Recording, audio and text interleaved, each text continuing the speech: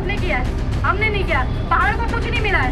ये प्रेमचंद अग्रवाल जो हमारे पहाड़ के लोगों को गाली दे रहा है, उसका हमारे राज्य के जितने भी मंदिर है, जितने भी सांस्कृतिक मंदिर है, उन मंदिर के पुजारियों से हम कहेंगे और लोगों से कहेंगे उसको घुसने न दीजिए, उसका बहिष्कार करें। कदम कदम बढ़ाए जा, खुशी के गीत गाए जा, कि जिंदगी है तू कौम की, तू कौम पर लौटाए जा। बाहर देखो करने बिगाड़ी, हरिया सदन में अमन दी नई गाड़ी, हरिया सदन में अमन दी नई गाड़ी। एक घमंडी मंत्री जिसके पास 3 मंत्रालय हैं, वो आज पूरे पहाड़ी समाज को गाली देता है। नमस्कार, आप देख रहे हैं न्यूज़ 31 और मैं हूं आपके साथ किरण। इस वक्त हम पहुंचे हैं हल्द्वानी स्थित बुद्ध पार्क में। आपको जैसे कि पता होगा, बुद्ध पार्क हमेशा से जो आंदोलन या धरना करने का एक मात्र स्थल है, जो हल्द्वानी में लोग यहां पे एकत्रित होते हैं और कोई भी अगर चीज़ गलत हो रही होती है हल्द्वानी में, तो सब यहाँ पे एकत्रित होकर उसके खिलाफ प्रदर्शन करते हैं। वहीं आपको बता दें, जब से उत्तराखंड में UCC लागू हुआ है 27 जनवरी से, इसका लगातार विरोध हो रहा है और पूरे उत्तराखंड के हर जिले में इसका विरोध देखने को मिल रहा है और इसकी आग जो है कहीं ना कहीं बढ़ते जा रही है। लगातार हर जगह प्रदर्शन किया जा रहा है, विशाल रैली निकाली जा रही है। ठीक उसी तरह आज जो है हल्द्वानी में काफ़ी ज़्यादा जो है संगठनों ने मिलकर यहाँ पे आज रैली का आयोजन किया गया है, इसलिए हम यहाँ पे बुद्ध पार्क में मौजूद है। तो चलिए यहाँ पे लोगों से बात करते हैं कि किस जो रैली निकाली गई है उनको किस चीज़ से दिक्कत है और जो UCC के प्रावधान में क्या क्या बदलाव चाहते हैं। साथ ही जो वित्त मंत्री प्रेमचंद अग्रवाल है, जो उनके इस्तीफे की मांग की जा रही है, उस बारे में भी जानने की कोशिश करेंगे। सर, आज जैसे उत्तराखंड में हर जगह विरोध प्रदर्शन किया जा रहा है, जब से UCC लागू हुआ है, तो इस बारे में आप क्या कहना चाहेंगे? देखिए, UCC तो भड़काने वाला मसला है, क्योंकि हमारे पहाड़ी हिंदुओं के रीति रिवाज को खत्म करने वाला मुद्दा है। हम चाहेंगे नहीं ये ऐसा लागू हो। तो मुख्यमंत्री जी से कहना चाहूँगा इसमें अमेंडमेंट करें, क्योंकि लिव इन रिलेशन हमारी संस्कृति के बिल्कुल विपरीत है। 1 साल में बाहर के लोगों को आप यहाँ पर जो है सारी योजनाओं का फायदा दोगे, ये बिल्कुल कदाचित कबूल नहीं होगा, क्योंकि हमारे लोग खुद ही जो है 420 रुपये के 320 रुपये के मनरेगा की योजना पे डिपेंड है। तो हमारे लोगों को योजना नहीं मिल रही है, तो बाहर के लोगों को योजना कैसे दे सकते हो? दूसरी बात, सदन में प्रेमचंद अग्रवाल नाम का व्यक्ति जो वित्त मंत्री पहाड़ के लोगों को ललकार रहा है, पहाड़ के लोगों को गाली दे रहा है, जो बर्दाश्त करने योग्य नहीं है। ये राज्य लोग हमारे माँ बहनों की शहादतों से 43 लोगों की यहाँ पर आत्माएं भटक रही है, शांति नहीं मिली है उनको। इस राज्य को बनाने में उनकी जाने गई है, तो हमारे लोगों को गाली दोगे, हम बर्दाश्त नहीं करेंगे। ऐसी मानसिकता के लोगों को इस राज्य से बाहर भगाने का काम करेंगे हम। दूसरी बात, इनको सपोर्ट करने वाले महेंद्र भट्ट, जो राज्य आंदोलनकारी को सड़क छाप कह रहे हैं, तो उनको भी बता देना चाहते हैं, आप राज्य के हैं, मानते हैं, मगर आपकी भाषा लग नहीं रही कि आप राज्य के हैं। रितु खंडूरी मैडम को मुझे लगता है अनुभव नहीं है, उनको पद में रहने का कोई अधिकार नहीं। कोई अच्छे सक्षम लोगों को वहाँ पर बैठाएं, खास कर। सर, जैसे जब से विधानसभा सत्र खत्म हुआ है, तो पहले तो विधानसभा सत्र में कई हंगामे हमने देखे, उसके बाद जो प्रेमचंद अग्रवाल का जो बयान सामने आया, उसके बाद लगातार विरोध हो रहा है। तो जो मांग की जा रही है उनके इस्तीफे की, क्या लगता है उनको जो इस्तीफा दिया जाएगा? देखिए, आपको इस्तीफे की बात करें, हमको इस्तीफा के अलावा भारतीय जनता पार्टी को अपने उसकी पार्टी से हटा देना चाहिए। दूसरा भी हमने आह्वान किया है, प्रस्ताव पार किया है जनता के बीच से, कि प्रेमचंद अग्रवाल को जो है हमारे जितने भी मंदिर हैं उन मंदिरों में आने से बहिष्कार किया जाएगा।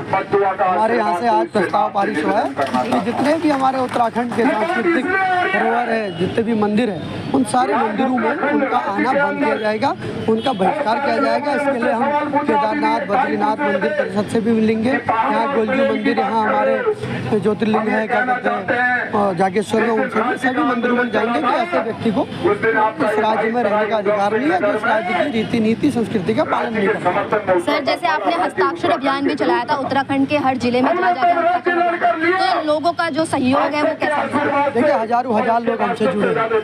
हमने पूरे कुमाऊं के 6 जिलों में अभियान चलाया। 26 तारीख को हमने चंपावत से यात्रा शुरू की। चंपावत, लोहाघाट, पिथौरागढ़, बागेश्वर, सोमेश्वर, अल्मोड़ा, उधर देवघाट, चकुटिया मासी, नैनीताल होते हुए हल्द्वानी पहुँचे। हल्द्वानी में स्वाभिमान रैली के नाम पे ये रैली हो रही है और हमें लग रहा है कि इस राज्य में अब बहुत हो गया है बाहर के लोगों का हस्तक्षेप। इस राज्य को एक नई सोच की ज़रूरत है जो इस राज्य में शराबबंदी कर पाए, युवाओं को रोजगार दे पाए, यहाँ के संसाधनों का जो दोहन है वो लोक हित में किया जाए, यहाँ के लोगों के हित में किया जाए, यहाँ के एजुकेशन के विषय में अच्छी बात करें, यहाँ के प्राइमरी स्कूल में अच्छे टीचर हो, प्रोफेसर हो, हॉस्पिटल में अच्छे डॉक्टर हो।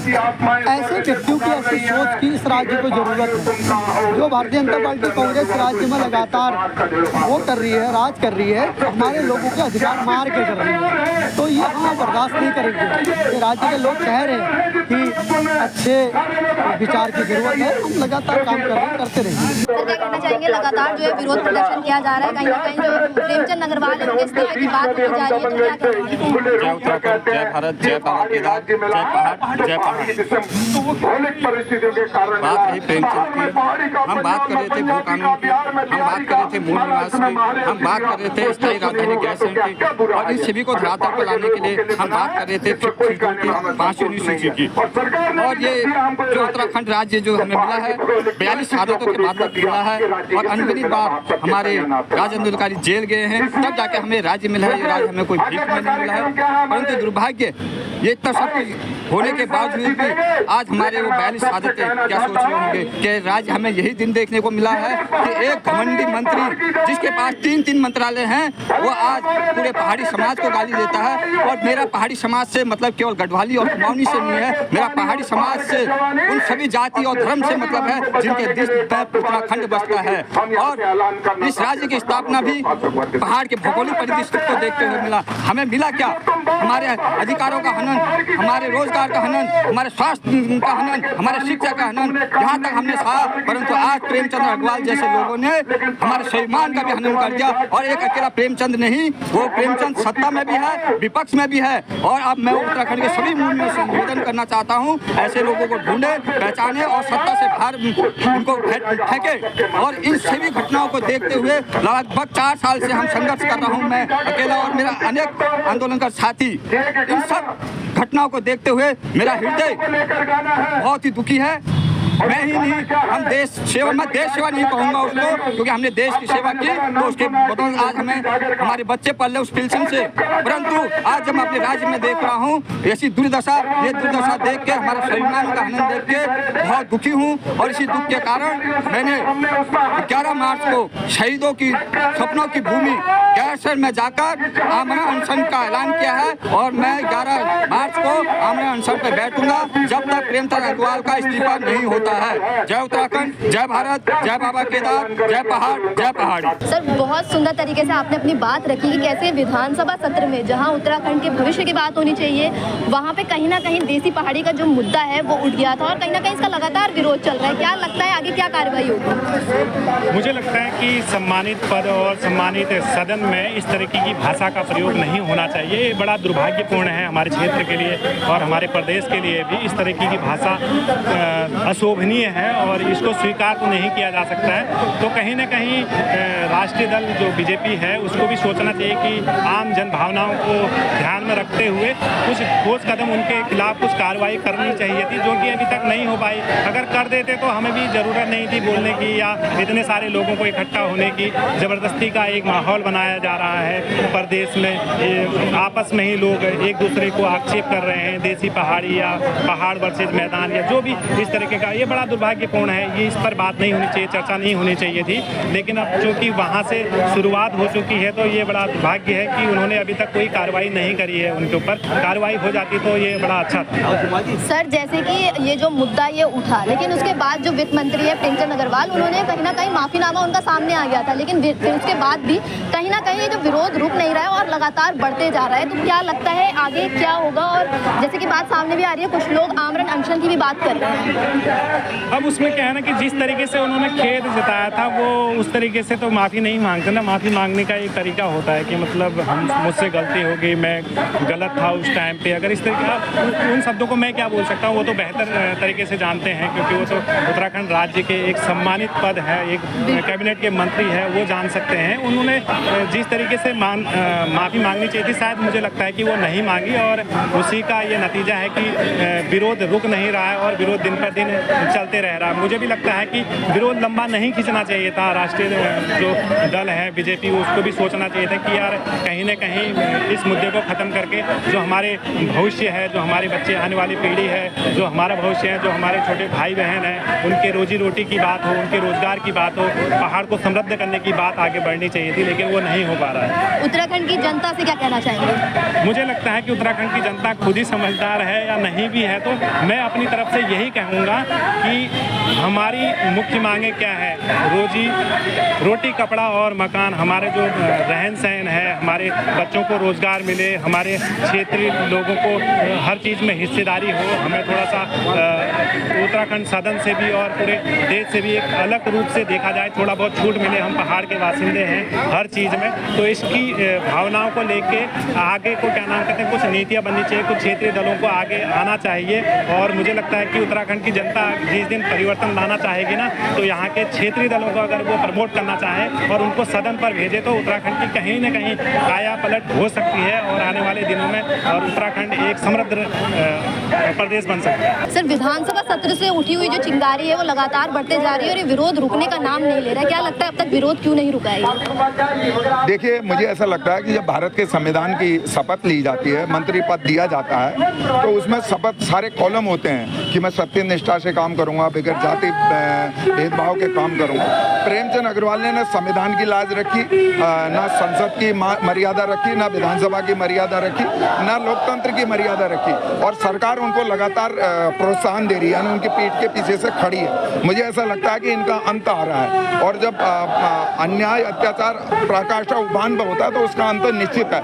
ये कब गिरे इनको पता नहीं लगेगा, क्योंकि ये देवभूमि है, यहाँ शिव जी की तपोभूमि है और पार्वती का मैका है। भगवान श्री कृष्ण के सारे जो महाभारत हुआ उसके सारे अवशेष यहाँ हैं। तो मुझे लगता है कि यहाँ जहाँ कृष्ण की भूमि हो और जहाँ शिव जी का जन्म स्थान हो, पार्वती का मायका हो, उस धरती पे ऐसे पहाड़े के लोगों को, मातृत्व को, पितृत्व को, हमारे संस्कारों को ललकारने का काम किया जाएगा, तो वहाँ से आवाज़ उठेगी और जो जिस भाषा में समझेगा। अभी हम कानूनी रूप से लोकतंत्र के आज़ादी के तहत जो हमारे अभिव्यक्ति है उसके तहत आवाज़ उठा रहे हैं। मैंने देखा कि उस आवाज़ को दबाने का काम सरकार कर रही है, अधिकारी कर रहे हैं, उसको उसकी अभिव्यक्ति को छीनने का काम किए जा रहे हैं। ये देवभूमि नहीं, भारत देश भी इसको अलाउ नहीं करता है। और जब जब ऐसे शासक, ये रावण के रूप में, ये दुर्योधन के रूप में, ये महिषासुर राक्षस के रूप में जो काबिज हैं, इनका खात्मा निश्चित है और रामराज की स्थापना यहाँ से होगी, ऐसा मेरा विश्वास है। और नहीं समझेंगे तो, अभी तो हम कानूनी रूप से बात कर रहे हैं, नहीं समझेंगे तो कानून में अपने हाथ में लेने से भी पीछे नहीं हटेंगे। लेकिन प्रेमचंद अग्रवाल जी को बर्दाश्त नहीं किया जाएगा, क्योंकि वो जिंदा रहना बेकार है। जब हमारे स्वाभिमान, हमारे माता पिता की रक्षा हम नहीं कर पा रहे हैं, अपने संस्कारों की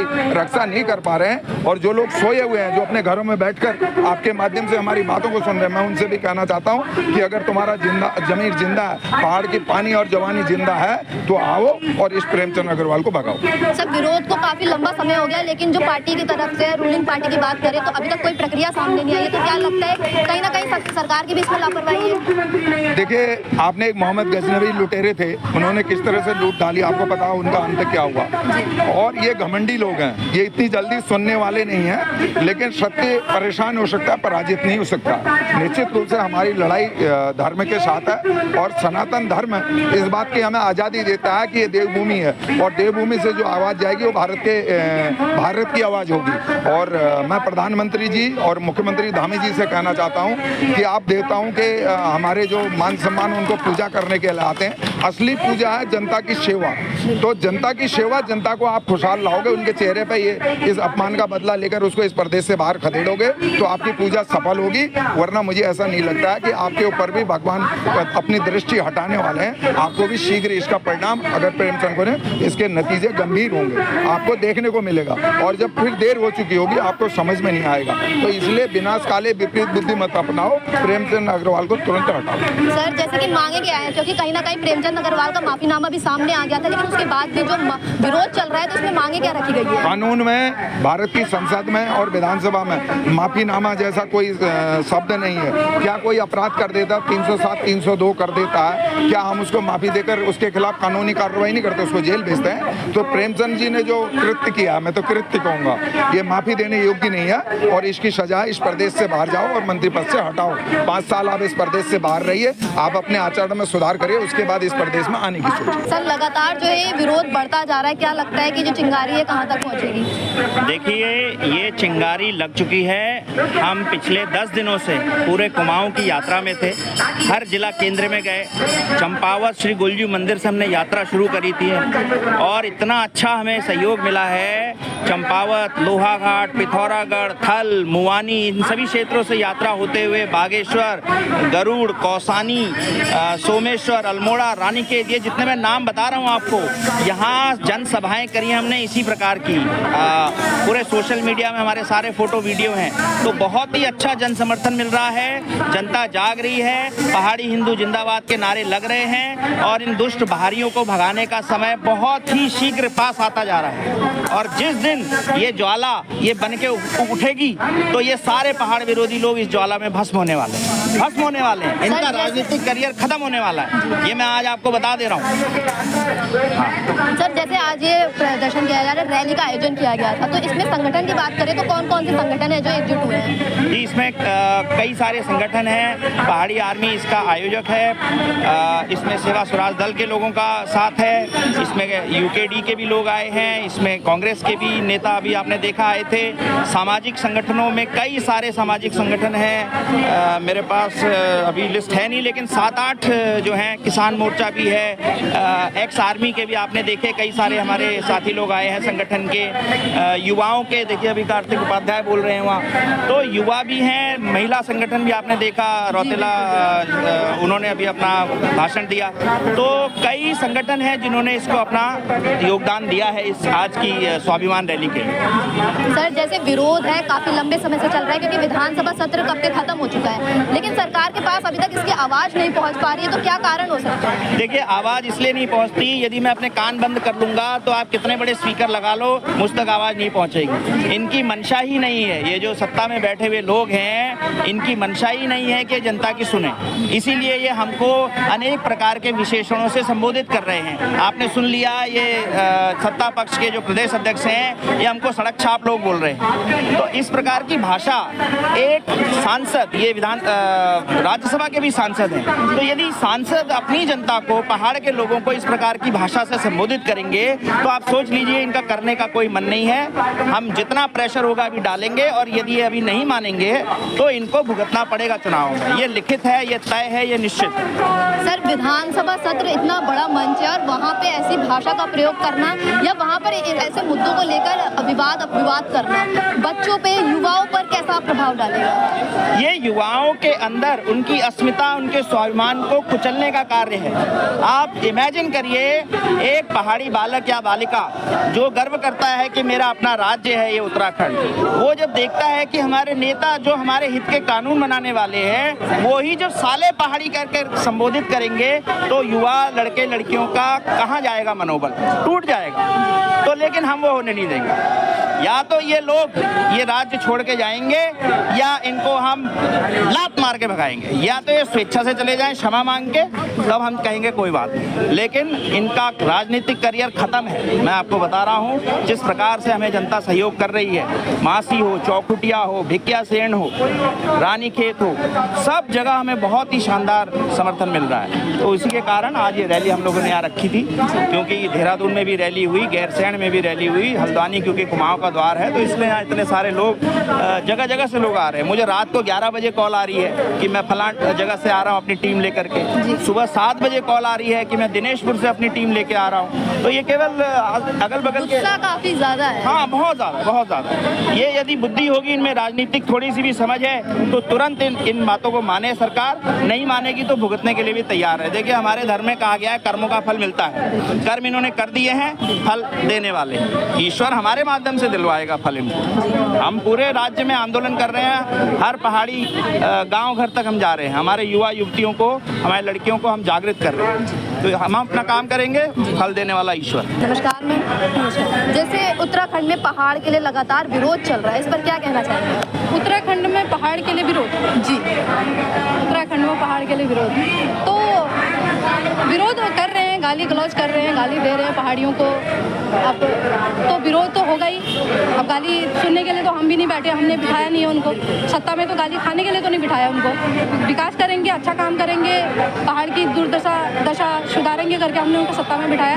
अब गाली दे रहे हैं तो विरोध तो हम करेंगे। हाँ जी। जैसे विधानसभा सत्र में जहां उत्तराखंड के भविष्य की बात होनी चाहिए, युवा बेरोजगार फिर रहे हैं, महंगाई बढ़ रही है, इस बारे में चर्चा होनी चाहिए, लेकिन कहीं ना कहीं जो है तूल कहीं और चला गया। तो उनका काम ही है झंडा पकड़ाओ, युवा बात ही ना करे, झंडा दे दो कि तो वही है कि आप रोजगार पे बात करेंगे तो आपको लाठी पड़ेंगे। आप रोजगार पे बात मत कीजिए, आप झंडा पकड़ा दीजिए। और जो रोजगार पे बात करेगा, जो शिक्षा पे बात करेगा, जो स्वास्थ्य पे बात करेगा, वो फिर मवादी या सड़क छाप नेता कहा जाएगा। जी हाँ जी।